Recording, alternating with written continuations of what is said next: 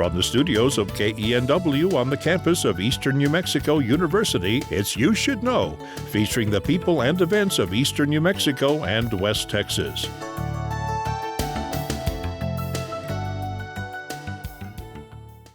Welcome to You Should Know.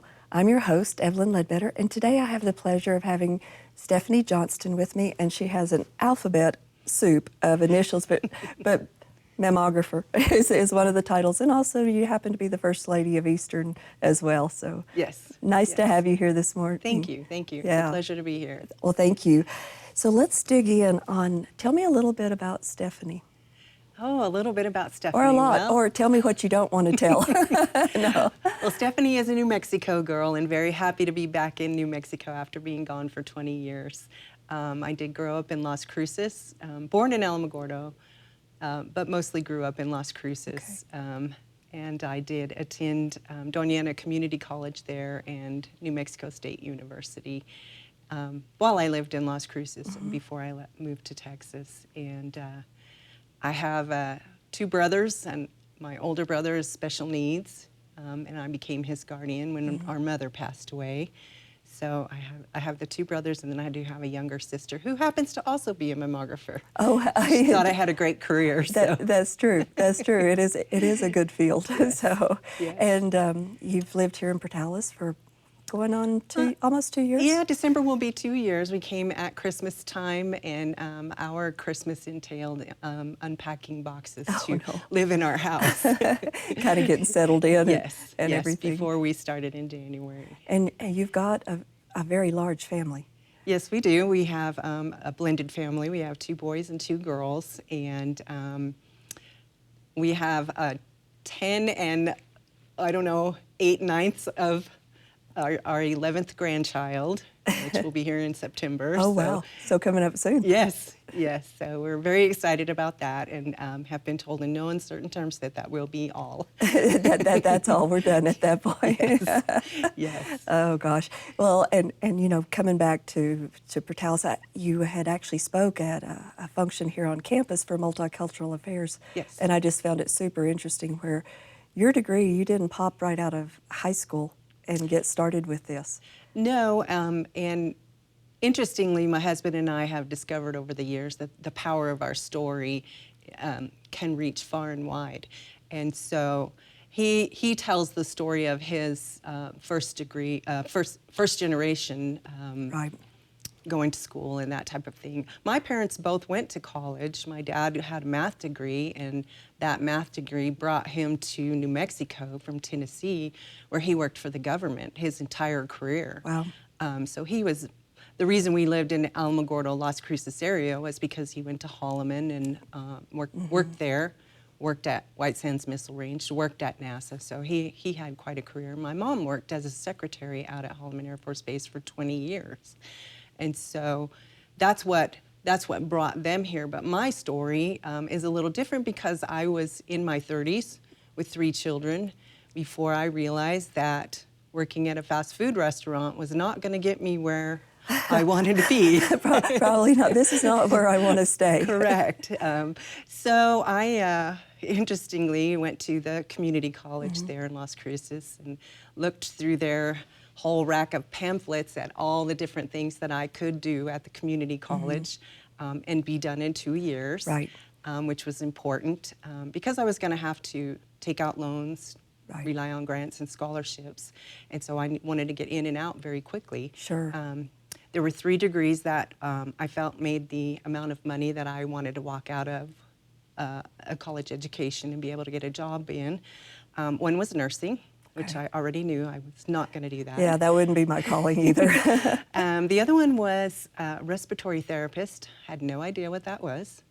Thankfully, they let me spend a half a day trailing along beside one in a hospital, and decided very quickly that that was not for me either. No, there's a lot of things that you see with the breathing that and here that you just may not be fond of. Yes. So I decided that wasn't for me either, and I really didn't know what radiologic sciences was.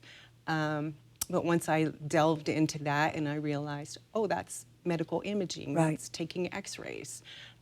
Part of that education then would allow you to do ultrasound, which I thought was amazing, having children. Sure. And being able to do ultrasounds and see babies, and I thought that's what I was going to do the rest of my life. Not where I ended up, but I can elaborate on that story in a little bit. But yeah, so I went there just thinking I was going to register and be in it, and did not realize it was a competitive entry into the program, and I did not get in the first year. Oh. So here I was, out of a job, Wow. ready for school, didn't get in the program I wanted, so I worked on prerequisites, Okay. which I didn't know that I needed. Yeah, yeah. And then also found out about the 2+2 program through New Mexico State, where I could, once I finished my associate's degree at the community college, then I could do 2 more years at New Mexico State, get a bachelor's degree. Oh, very nice. So my bachelor's degree is in community health, and I actually worked on both of those programs simultaneously. You were 3 children, and Yes. you were busy, weren't you? Yes. And a non-traditional student, I felt like I needed to somehow connect to the university, and I was so excited. I was able to be part of the equestrian team the entire time I was at the university. So I was kind of the mama of the group, but Sure. still got to ride my horses and show and travel around and compete for the university. So really enjoyed my time at the university. My daughter-in-law actually was on New Mexico State's equestrian team, and I know we've talked about that a little bit. She rode English, Yes. but you rode Western, I correct? actually was on the English team, but if you were at a competition already and you were able to, you could compete in the Western as well. So I did both. Which did you prefer? Western. Okay, and the difference on the English is more the jumping. Jumping. I have not watched the Western as much, is it? The Western will get into more of a pattern type work where you're changing leads and you know, doing different pattern work with the horse as opposed to the jumps. To the jumps. And I was fine with the jumps until we got about 2 feet, and then I was like, yeah, I really like all 4 feet being on the ground. Yeah, that's a good thing. Yes. And we were watching some of the jumping on the Olympics over the weekend. Oh my goodness, some of those were just amazing and nice to watch. Right. Wouldn't want to be in the saddle. No. And the pricing on the horses, Oh yes. just high dollar. And you still are very involved with the equine and that sort of thing, right? I mean, I would like to be more involved than we are, but you know, there's you know, turns in life that you don't anticipate, and I miss my horses, but I'll have horses again. That can come back It will. later in life. It will. We have grandchildren, and I can live vicariously through the barrel racers that we have. So. Well, and how cool that you can kind of tutor them along the way with that, Yes. and have a passion to Yes. share with the kiddos. Yes. So the associate's degree. So basically, there are some prerequisites that you have to do, your general ed type things, and then you got into the program the second year. Yes. Okay. Yeah. So generally you'll have to do like anatomy and physiology, medical terminology, some biology, maybe some math. I mean, every program is a little bit different, but almost all of them are competitive entry, and there are some hospital-based programs still that articulate with the community college generally. So that they can award the degree. Most of them are housed in community college, but there are some 4-year programs. The university that we came from, Midwestern State University, has a very well-known 4-year program, which you walk out with a bachelor's degree. And so it just depends on the pathway that you take, but you come out with this radiology degree, and then you sit for the certification for that. And so some of these initials that you have, the M is for mammography. Mammography. And then the BD is for Bone bone density. densitometry. BS. Breast sonography. Okay, and that's sonograms, correct? Yes, Okay. ultrasound of the breast. And the MSRS.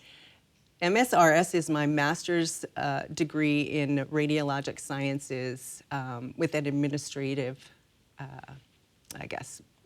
Emphasis, I guess? Emphasis, Okay. yes. Because I was a manager in a breast center for many, many years, and during the time that I was taking those courses and everything. And most of the master's degrees now are on MSRS type thing, a Master's of Science in Radiologic Sciences. Things change, don't they? Like Yes. it keeps stepping it up. Where Yes. your pharmacists typically are now doctorate degrees, and back Yes. in the day that was a master's.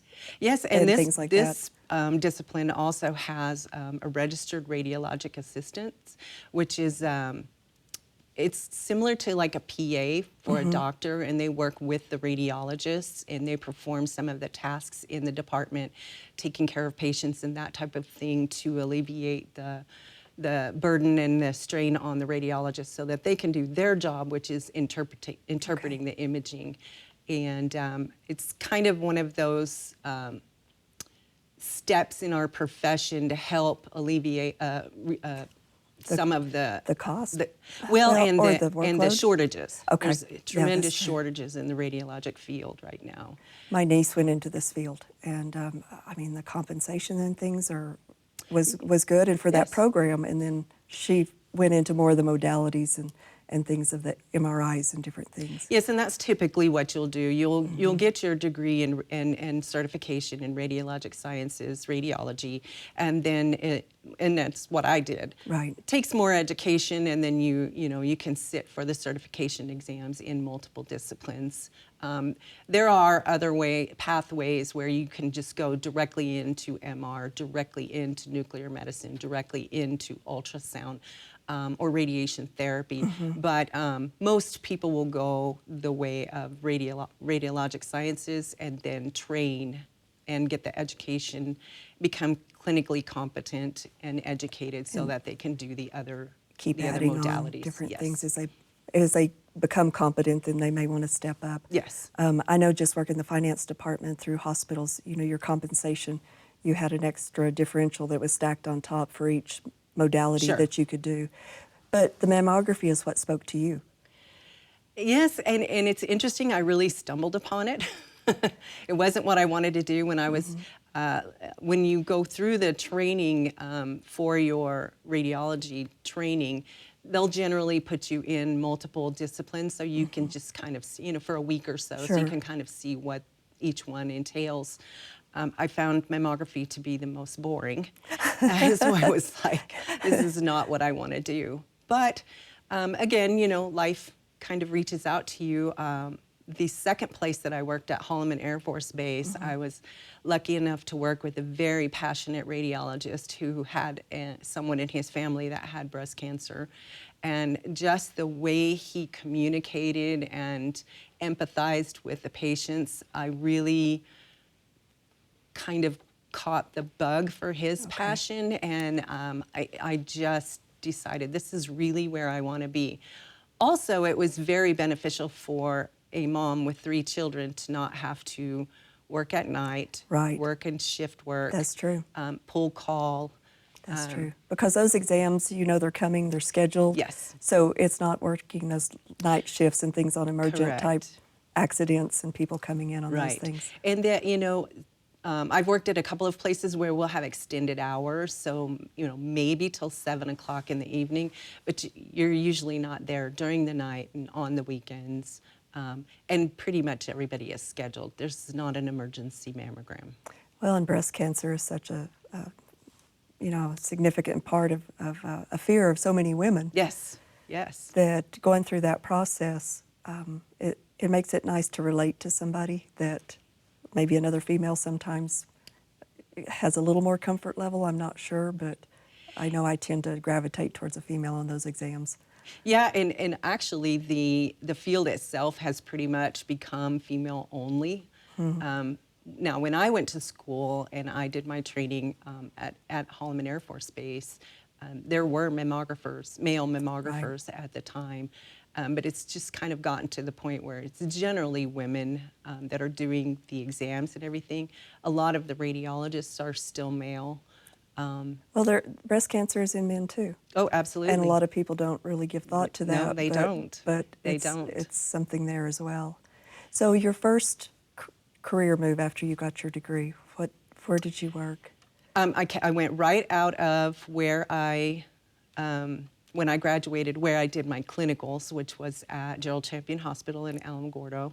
I was not there very long, and the only civilian position at the Air Force Base, was the mammographer, and when she left, I took that position and I worked there for 5 years. So it was this after your associates or after your bachelor's? after my associates, while I was working While on you my, were getting your bachelor's. Yes, and I would go drive an hour from Las Cruces to Holloman Air Force Base, and I was lucky enough to have them let me off to go home on Tuesdays and Thursdays so that I could go to class, finish up my degree, and yeah. And ride some horses in between. Ride some horses in between.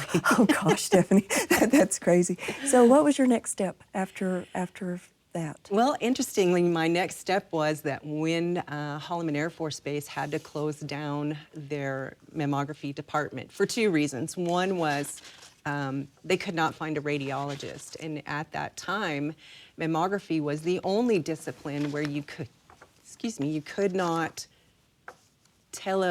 telesend your images somewhere else to be read.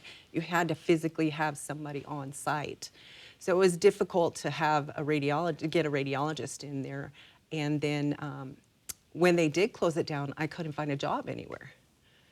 So I wanted to stay in mammography. I couldn't find a job. I looked all over in Las Cruces. I looked in Albuquerque.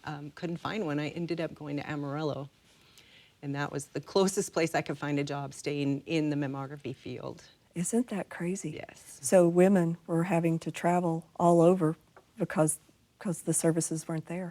And it really just, I mean, it depended on the area, but because mammography is not a lot of lifting, it's not a lot of bending, it's not very physical work, women were staying in those positions for a very long time, so the turnover was not great. And so, you know, people were there. They didn't want to. They didn't want to leave their jobs, and it turned out to be a good thing because I ended up at a really good place in Amarillo. I got a lot of training there. That organization had mobile mammography, so I was over the vans that we sent all over the Panhandle. Very nice. So that gave me some more expertise in a different part of mammography. Okay. And running, you know, the clinical part of a breast center. And that's where I met my husband, and who's in the radiology field as well. And that's how I ended up in Wichita Falls, there working at a breast center there. You followed that guy. Yes, followed that guy. Well, and so that's where you actually worked on your master's. Yes. There. Yes. After I moved there and started working at the breast center there, I worked on my master's degree there at Midwestern State University. And finished that program. Yes. And then you've gotten really involved in a lot of things after that. Kind of along the way, actually. Was it? Yes. I actually, as a student, attended a New Mexico state conference for technologists. And I remember sitting in the back of the room saying, I'm going to be a president of this organization someday. And a couple of my students were like, yeah, we know you will. We can see that drive inside of you. You're not going to stop. And I did become the president at some point in time. And then through doing stuff with the New Mexico Society, I was able to do stuff with the American Society of Radiologic Technologists. So volunteered quite a bit with them over the years, doing many different things, mostly related to mammography, and then working my way up to serving on their board of directors. And that's truly just a professional organization in the radiologic field. Yes, So it is the largest one in the world. And so when you started in, what were your goals to accomplish through that organization? Well, as we talked a little bit about off camera, I was telling you about a woman I had seen that had all these initials behind her name, and I was like, wow, what do you have to do that? How do I get all those? Yes. And took a little bit of time for me to realize it takes some time to gather up all those initials. But I just kind of plugged away at the things that were important to my career and my path, and my mammography, my breast sonography, my bone density. Those were all women's imaging type things that you would do in an imaging center or women's health center. And so I felt like those were all the important things that I needed to work on. I was very passionate about mammography. At the time when I really got into mammography, there wasn't a lot of ladies moving into that field more because of the restrictions and because it's very, you do the same thing pretty much on every patient, pretty so it can routine. be monotonous if you're not happy. So that doing- stimulation from others in that group, in that field, and Yes. continue to learn and push. Yes, and I was able, so then moving through doing things over the years, I was able to serve on the committee that writes the curriculum, the committee exam committee that for the certification tests that you would take, practice standards for anybody that's practicing in the field. So I've pretty much touched every part of mammography, including teaching in the clinic or teaching at the university setting. So I've really done it all. I've written a lot of continuing educations. I've done many lectures, Right. that type of thing. So I really am very passionate about mammography. Well, and I'm sure you've had some instances where you have seen things and you can't give the results. I mean, you still have to have the radiologist talk to the patient, Correct. but you can see when things are flags.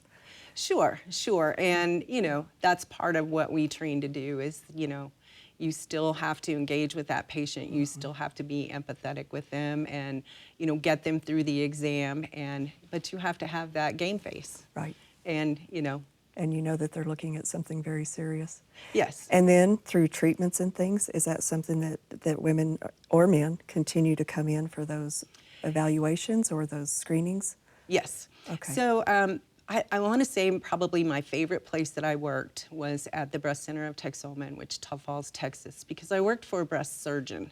So it's a little different than working in an imaging center That's with true. a radiologist. You have that continuity of care. You know Yes. the patient now. Yes. So, the patient will come in, we'll get their imaging, and then something going on, they'll see the breast surgeon, and then if that person, say, needed chemo or radiation before they had surgery, then they may go off and do that, and then they would come back and have imaging again to see what the changes are and that type of thing, and then helping that surgeon prepare and get the patient ready for surgery, doing needle localizations. He also did outpatient, in-office Okay. biopsies, which I would use ultrasound or mammography for guidance.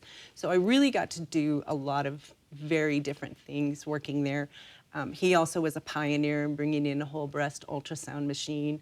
We also had a nuclear medicine breast machine. So we got to do a lot of really, really great things there. And I was sad when he retired, but then I moved away as well. So. Do you still, serving as First Lady, I know that takes a lot of time, a lot of travel, a lot of engagements. That's a full-time job all on its own. The compensation is probably fairly low, other than you get to spend time with a lot of different people. Yes. But are you still involved in this field? I am, yes. I am very thankful that Kay Green, the CEO at Roosevelt General Hospital, reached out to me and asked me if I would lend my expertise in the mammography department here at the hospital when they lost their full-time person. And I scooped it up and I said, you know what, I just love doing that so much, and I really am happy. I am not full-time because I have another full-time job. Yeah, plus. But I am there a couple of days a week, and I do love the patient interactions. I mean, it's just a different feel being in the clinic, and When you can help somebody, and like you said, working in that clinic for the care of cancer and things. yes. You're a caregiver, you're emotional support. You need that human touch and that interaction. Yes, and it was important to me to keep ladies here too, and not have to have them go Clovis or Amarillo or Lubbock. Right. I want to keep them here, keep them local, and we have great equipment here that maybe not everybody knows about. Pretty state of the art. It is. Yeah. It is. Yeah. Yes. So tell me, we're kind of winding down, but tell me advice you would give to a person for their health care on the screenings and things. Just a real quick summary. Oh, real quick summary. Well, there is some new FDA regulations that are going to be implemented in September, in which a facility has to notify a patient of their breast density. Why is that important? Well, breast density can mask on a mammogram what cancer is or where it's located. It is also a risk factor to getting breast cancer. So for the patient to know that information, then they will have that to walk away with, and do I need to do something else? Okay. Mammography in all of its glory is not 100%. Sure. You still can miss cancers. So this is going to help a little bit, but the most important thing is get that screening mammogram, because and be educated on what's available. absolutely, absolutely. But you know, I don't know why women are the worst advocates for mammography, because they tell everybody, oh, it's awful. You know. It's not bad. It's really, truly not. It's not the most fun thing to do, but it doesn't last very long. And get it done. They'll use that one, compare it to the next time you come in, and look for subtle changes. And it really can save your life. Well, I appreciate any time we have an opportunity to give health information to our viewers. I love to do that. So, Yes. Stephanie, it's been a pleasure, and Thank you. always nice to see you, and thank you for all your work on the campus and also in the health field. Thank you very much. It's been a pleasure.